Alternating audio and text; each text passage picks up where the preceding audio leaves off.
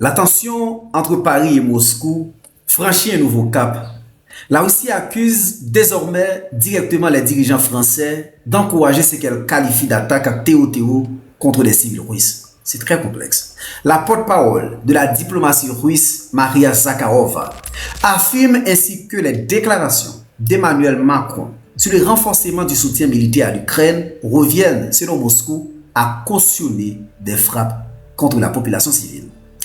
Ces accusations interviennent après plusieurs attaques des drones menées sur le territoire russe, notamment dans la région de Krasnodar, où les autorités locales font état de victimes civiles. De son côté, la France maintient une position radicalement différente. Emmanuel Macron, chers amis, réaffirme que Paris continuera d'aider l'Ukraine, d'accroître la pression économique sur la Russie et de soutenir Kiev aussi longtemps que nécessaire. Il faut donc être très clair. À ce stade, la Russie accuse, tandis que la France rejette en bloc ces allégations, présentant son soutien comme une aide légitime à un pays agressif, à savoir l'Ukraine.